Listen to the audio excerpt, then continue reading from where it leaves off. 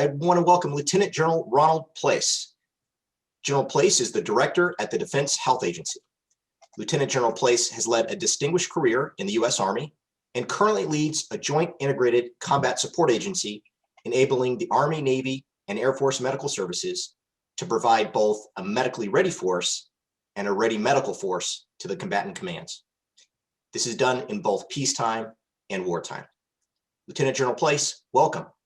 Please say a few words.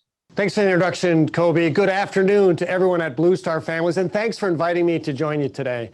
It's an honor for me to share the program with General Milley and Dr. Fauci, two giants in public service to our nation. And I deeply appreciate that Blue Star Families is hosting such an important forum and helping us communicate on an incredibly important issue for you, for your families, and for all Americans. For almost 12 long months, we've been in this battle together, and the only way out of it is together. I'll start by restating what Generals Milley, Mrs. Milley, and Dr. Fauci have already communicated, and I'll add on an essential point. By signing up for this event and hearing the latest information, you're ambassadors too.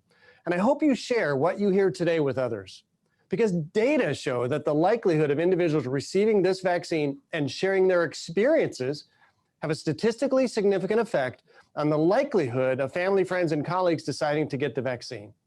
As a physician, I know that patients are likely to listen to me, but your community is likely to listen to you as well. So however works best for you, in person, in your place of worship, on your social media sites, or a simple email. So thanks for having me, and I'm eager to get to the Q&A. Over to you, Kobe. Thanks, General Place. Now we'd like to ask you a few questions submitted by the audience, and I received a lot of questions via email. Many families have questions about how to access the vaccine in their areas. So should they go to their local military treatment facility, their MTF, or should they seek out the vaccine off of the installation? Well, sure. So first, no one, whether they rely on an MTF for care or not, is compelled to come to an MTF to get a vaccine. If it's available in the community and easier for you to get it there, then get it at your first opportunity. If you normally get care in an MTF, please let us know if you get the vaccine somewhere else so we can update your records. And our local MTFs will be reaching out to individuals through calls, secure messages, the media, to let people know when we've reached their population group. And we've started that work for some individuals over 75 years of age in some locations, and hope to expand soon to individuals 65 and older. Second, for beneficiaries who live near an MTF but don't rely on us for care, we're also going to be offering vaccines to you. Now, we're working with the Department of Health and Human Services and requesting vaccine for both MTF users and other beneficiaries in our local communities. And then third, for beneficiaries far from an MTF, and for us that means those who live approximately 40 miles away or more, we're doing several things. We're encouraging individuals to take the vaccine, like this discussion today. We're directing people to their state, county, local resources. We're working with our TRICARE contractors to ensure communication flows from individual providers to their patients. And we're reaching out through military service organizations like all of you at the Blue Star Families to help steer families in the right direction. In most cases, these individuals have a civilian healthcare provider who's also helping them with this information. That's really great information, General Place. I appreciate that answer. A number of families have also asked, how will the vaccine be distributed overseas? We have lots of families, OCONUS, plenty of folks that are concerned about how do we get the vaccine overseas. Can you share a little bit about that process? Well, we're shipping vaccine overseas right now and moving through a phased model, same phased model we're using here in the United States. For the most part, we've not yet reached healthy family members. Military families overseas are in the requirements we provided to Health and Human Services and the CDC. But here's the good news. We've shipped and administered vaccine for military families overseas for decades.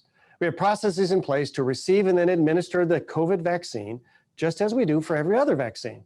Now, obviously, for right now, we're not going to be vaccinating anyone under 18 years of age overseas, because Pfizer is not shipping their vaccine overseas, so we're only using the Moderna vaccine for our overseas families, and that vaccine is only approved for adults, so 18 years of age and older. But to say again, both military families overseas and here in the United States are in our requirements plan for receiving vaccines. Okay, we got it. So very important information for OCONUS team members. Now, General Pace, we'd love to know, what can you tell us about distribution to the National Guard and Reserve service members and their families? Yeah, I'm glad you asked that question. In some cases, military reserve families feel forgotten. And so when we're talking about reservists and their families, the answers can get relatively complex. So I want to be very accurate here. So first, the reserve community, both National Guard and reserve units, are receiving vaccine, and they're part of our DoD requirements. These units are being vaccinated now.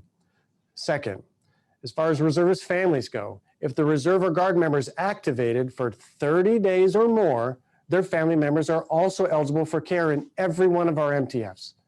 However, right now, we're not vaccinating healthy beneficiaries under the age of 65 beyond healthcare workers, first responders, or individuals in critical national security position. So each location will have some variation on where they are in their phase based on the population they're serving.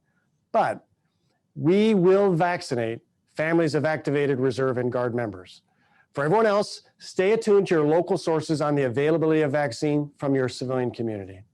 Thank you, Lieutenant General Place. I know that our military-connected families that are gathered here really do appreciate your willingness to share insights also all around the world. So we look forward to continued collaboration with you and your team in the months to come.